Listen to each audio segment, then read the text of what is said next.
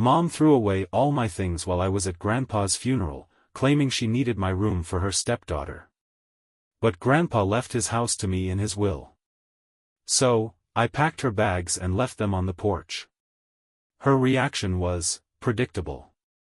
From the beginning, my earliest memories were filled with the warmth of my dad's laughter and the cozy embrace of our small rented apartment. I'm Carla, and until I turned 13, my life was beautifully simple in the best way possible. My dad, James, was the kind of person who could find joy in the smallest moments. Despite living in a modest apartment, he transformed our tiny balcony into a magical fairy garden and turned rainy weekends into fort-building adventures. Mom, Sarah, had always been different, more distant, always dreaming of something bigger, a grand house, a luxurious life. But back then, her ambitions and my dad's grounded personality seemed to balance each other perfectly. "Carla, honey, how about spending the weekend at Grandpa's?" Mom would often suggest, and I'd jump at the chance.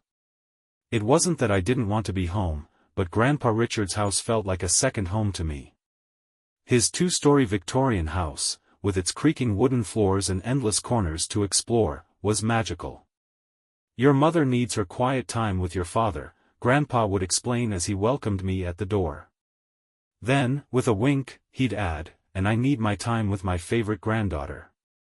Even as a child, I understood more than the adults around me realized. I knew Mom needed space sometimes, and that she and Dad had their own relationship to maintain. It didn't hurt me. If anything, it made me feel grown up. Plus, weekends with Grandpa were precious. He would share stories of Dad's childhood, teach me practical lessons about money management, and make pancakes so good they could rival any chef's. "Carla," he said one morning as we ate on the porch, "your mom dreams of a house like this one. But you know what's more important than a big house? A home that's full of love." Even at that age, I understood. Our little apartment may have been small, but it overflowed with love. Dad would come home from work, sweep me into his arms, and smother Mom in kisses until she couldn't help but laugh. Those moments made our tiny space feel infinite. But life has a way of changing when you least expect it. When I was 13, everything started to change. Dad began losing weight quickly. At first, he joked about it, saying he was finally getting fit, but the look in his eyes said otherwise. The doctor's appointments became more frequent, and Mom's face grew more strained with each passing week. "It's just a rough patch," Dad would say, his voice still warm but weaker than before. "I'll bounce back in no time, you'll see." But he didn't. The diagnosis, aggressive pancreatic cancer, came like a storm. In just a few months, my strong, lively father became a shadow of his former self. I felt powerless, watching as the disease took more and more of him each day. Mom tried to hold everything together, but I could see her unraveling. The last conversation I had with Dad remains etched in my heart. Lying in his hospital bed, his hand barely able to grip mine, he said softly, "Look after your mom for me, princess. And don't forget, let Grandpa guide you. He's the wisest of us all." After Dad passed, the world seemed to move in slow motion. Mom sank into a deep depression, unable to meet my eyes. I suppose I reminded her too much of him. Grandpa, however, became my lifeline. He was the steady anchor I clung to as everything else fell apart. Staying at Grandpa's house wasn't just a short-term solution anymore, it became home. I settled into Dad's childhood room, surrounded by his old photos and trophies. Grandpa took care of me in ways Mom couldn't, helping me with schoolwork, ensuring I ate, and always making me feel valued and loved. Mom would call occasionally, but her voice was always distant. Her visits became increasingly rare, short stops where she barely said more than a few words before leaving again. Over time, I learned to stop expecting more. Then, just over a year after Dad's death, Mom arrived at Grandpa's door one bright Saturday morning. She looked like a completely different person, her dark, grieving clothes replaced with a cheerful yellow dress and a new hairstyle. Her expression was radiant. "Carla, pack your things. You're coming home," she announced, beaming. I stared at her, confused, then glanced at Grandpa. He seemed just as surprised as I was. On the drive back to our old apartment, Mom chattered excitedly about nothing in particular. She seemed like a stranger, not the woman I'd lived with for so many years. But the biggest shock came when we walked through the apartment door. Standing in the living room were a tall man and a girl who looked slightly younger than me. They smiled awkwardly as Mom all but skipped over to them. "Carla, this is Robert and his daughter, Emma," she said, practically glowing. "Robert is my fiancé, and Emma is going to be your new sister. We're getting married soon." The room seemed to tilt. "What?" I managed to ask. "When did this happen?" "Oh, we've been together for a while," she said, waving a hand dismissively. "I didn't tell anyone because I didn't want people to judge or interfere. But now it's official." Feeling like the ground had disappeared beneath me, I escaped to my old room, only to find it had been completely redecorated. With trembling hands, I called Grandpa. "Mom's engaged," I whispered. "She's marrying someone we've never met. And, there's a girl here. His daughter." Grandpa arrived less than 20 minutes later. I stayed in my room, but I could hear him confronting Mom. "Sarah, how could you do this without telling anyone? Without telling Carla?" "I deserve to be happy, Dad," Mom said defensively.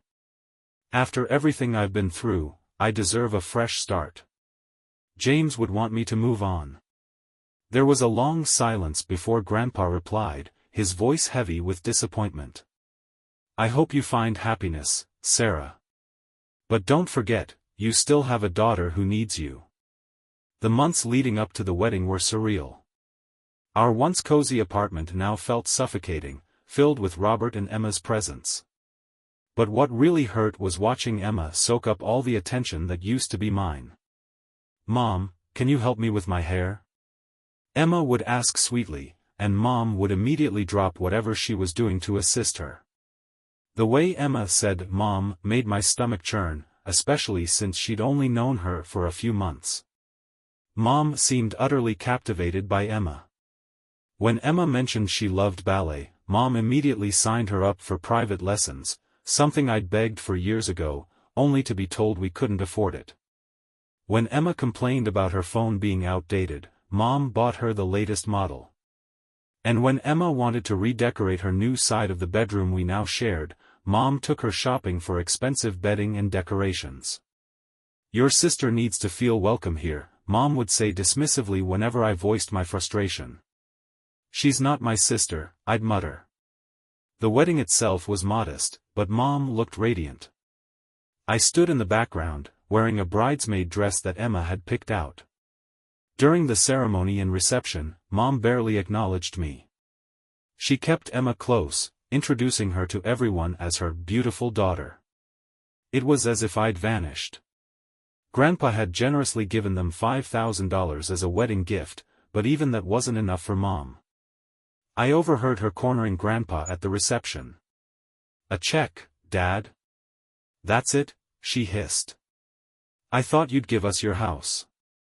We're a family now, we need the space." Grandpa's voice was calm but firm. "Sarah, the house is where Carla spends most of her time now. It's not just property, it's her home. And you're rushing into this. Maybe you should slow down and think things through." Mom scoffed. "So, what? You're picking favorites now?" "No," Grandpa replied, his disappointment clear. "I'm protecting the only family I have left who still understands what home truly means."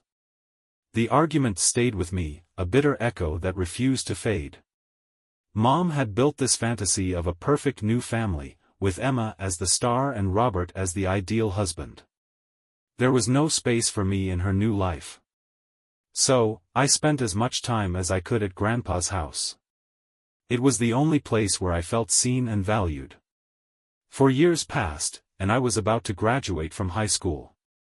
By then, I'd perfected the art of avoiding conflict.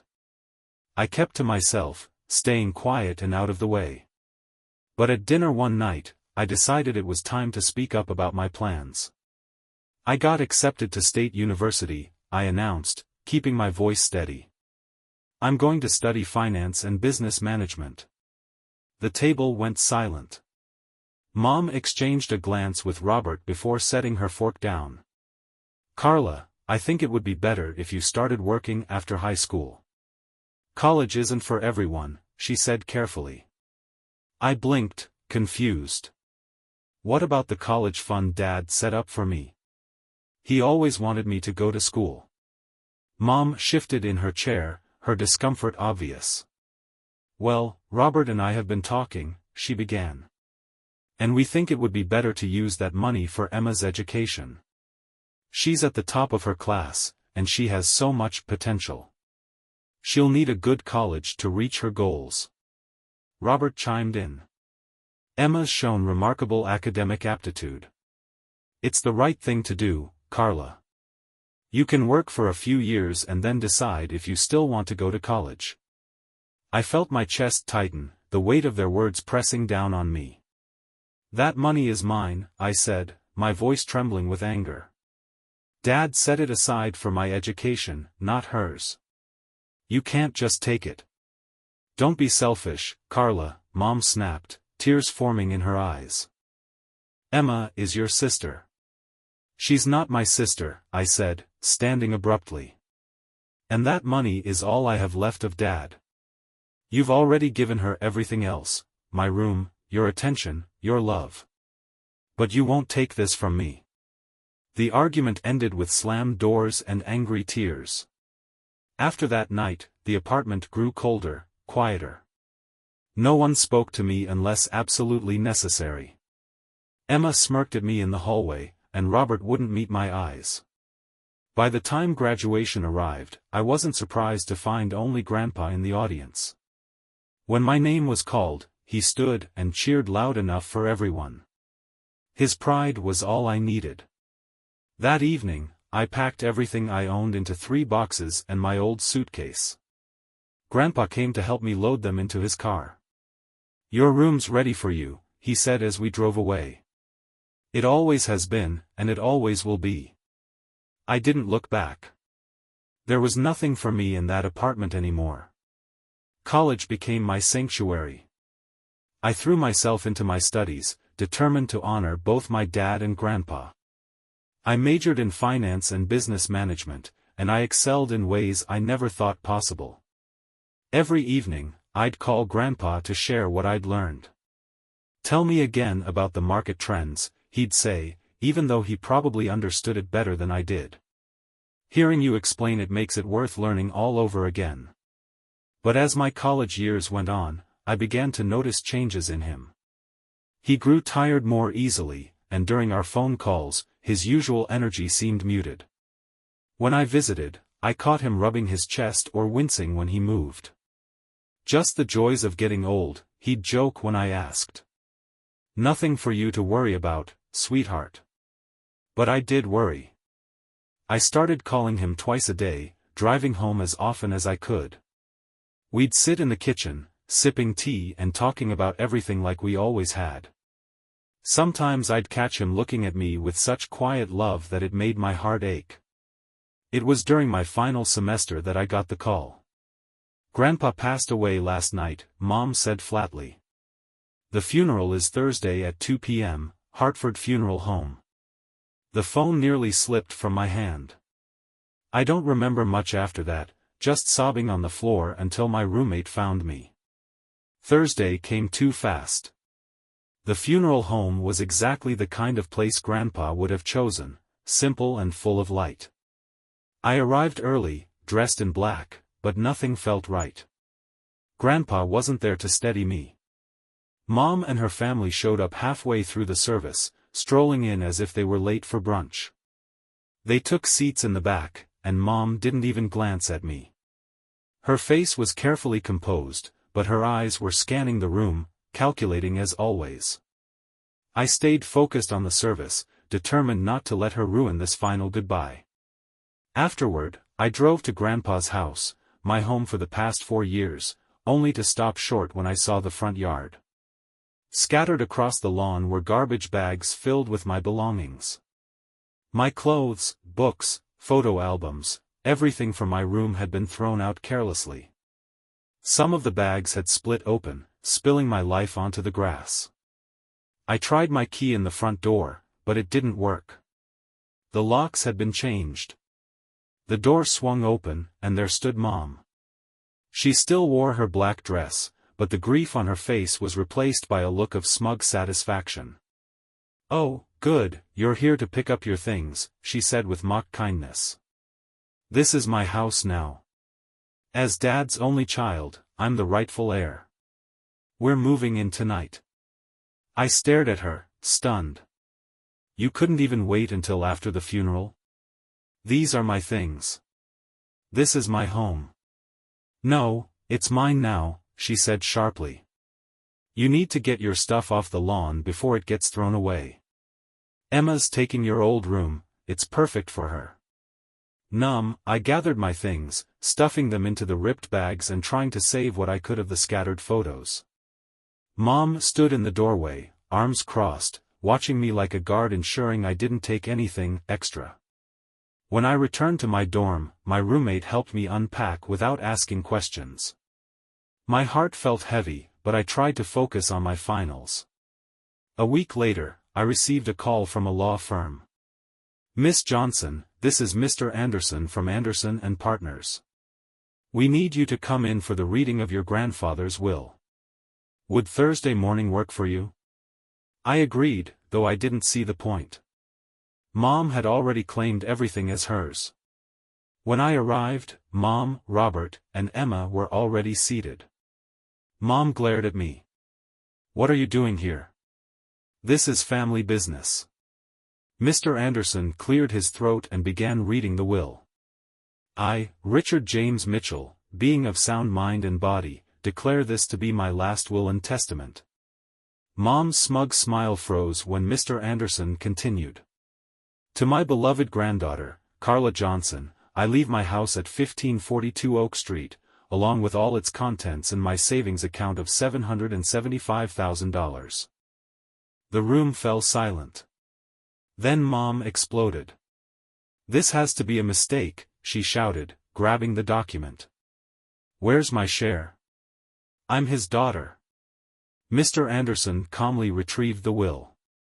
"Your father's wishes are clear. Everything is left to Miss Johnson." "This is ridiculous," Mom yelled. "She manipulated him. She's poisoned him against me." "The will is ironclad," Mr. Anderson said. "Your father had it properly notarized and witnessed. Any challenge would be both futile and expensive." Mom turned to me, her anger replaced with fake tears. "Carla, sweetie, we have nowhere to go. Please, think of your family." "Family?" I interrupted, standing. "You mean the way you threw my things onto the lawn before Grandpa was even buried? The way you tried to steal my college fund? You're not my family." Her tears vanished in an instant. "You'll regret this," she hissed.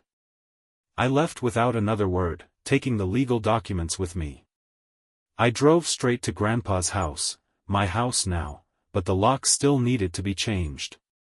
I called a locksmith, explaining the situation. When he arrived, I handed him the documents proving my ownership. "This is my house," I said, my voice firm. "I need these locks opened and replaced. I want to be the only one with keys." As he worked, I went through the house, collecting everything Mom, Robert, and Emma had already moved in. Their clothes, toiletries, and Emma's decorations, they all went into garbage bags. By the time the locksmith handed me the new keys, I had everything piled neatly on the porch. The symmetry wasn't lost on me. Their belongings now sat on the same porch where they'd thrown mine just days before. I didn't have to wait long. As the sun set, I heard the crunch of gravel as Mom's car pulled into the driveway. I watched from Grandpa's favorite spot by the living room window as they saw the bags on the porch. "What is this?" Mom shrieked, loud enough for me to hear through the glass. "Our things. All our things are outside." I opened the door and stood in the doorway as they approached. Mom's face was red with fury, Robert looked tense, and Emma was already crying her usual crocodile tears. "This is my house now," I said calmly. "You need to take your belongings and leave. You can't do this to us." Mom screamed. "We have nowhere to go." "Should have thought about that before giving up your apartment," I replied, my voice steady. "Not my problem." Mom tried to push past me, but I didn't move. "Move, Carla. This is my father's house." "No," I said firmly. "This is my house now. Legally and rightfully. If you don't leave immediately, I'll call the police to report you for trespassing." I held up my phone. "And if these bags aren't gone soon, they're going in the dumpster."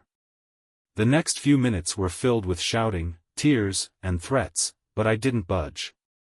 Mom alternated between screaming and sobbing, while Emma whimpered about how unfair it all was. Robert muttered something about contesting the will, but I ignored him. As they loaded the last bag into their car, Mom turned to me one last time.